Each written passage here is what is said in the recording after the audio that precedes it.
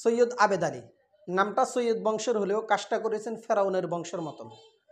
এদেশের এক শ্রেণীর উগ্রবাদী সম্প্রদায় আছেন যারা সবসময় চায় এদেশে সাম্প্রদায়িক দাঙ্গা লেগে থাকুক, যারা স্বাধীনতার বিপক্ষ শক্তি, তারা সবসময় ওলামায়ে কেরামকে ধর্ম ব্যবসায়ী মৌলবাদী বলে গালি দেন, তিরস্কার করেন।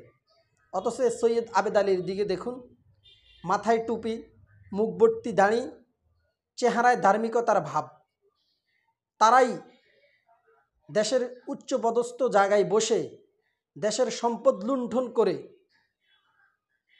প্রশ্নপত্র ফাঁস করে কালো টাকার পাহাড় যখন গড়েন, সে টাকার উৎস কী, সে টাকা কোথায় ব্যয় হয়েছে যখন তাদের কাছে জানতে চাওয়া হয়, তখন সেই কালো টাকাকে সাদা করার জন্য তারা ধর্মের আশ্রয় নেয়।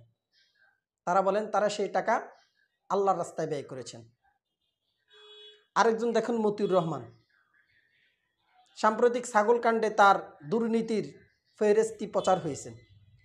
তিনিও জাতীয় সম্পদ লুণ্ঠন করে দেশের স্বাধীনতার সার্বভৌমত্বকে ক্ষুণ্ণ করে দেশের উচ্চপদস্থ কর্মকর্তা হয়ে যখন কালো টাকার পাহাড় গড়েছেন, সেই টাকা দিয়ে ব্যয়বহুল ছাগল ক্রয় করে আল্লাহর রাস্তায় কোরবানি দেওয়ার জন্য ধর্মের আশ্রয় নিয়েছেন। তাদের কালো টাকাকে সাদা করার জন্য ধর্মকে তারা ব্যবহার করতেছেন। অথচ এই দেশের উগ্রবাদী সম্প্রদায় সবসময় ওলামায়ে কেরামকে ধর্ম ব্যবসায়ী বলে গালি দেয়।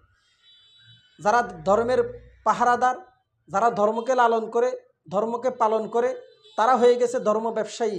আর যারা দুর্নীতিগ্রস্ত, দেশের সম্পদ লুণ্ঠন করে, দেশের টাকাকে পাচার করে, কালো টাকাকে সাদা করার জন্য যারা ধর্মের আশ্রয় নেয়, তারা হয়ে গেছেন জাতীয় সম্পদ, জাতীয় হিরো।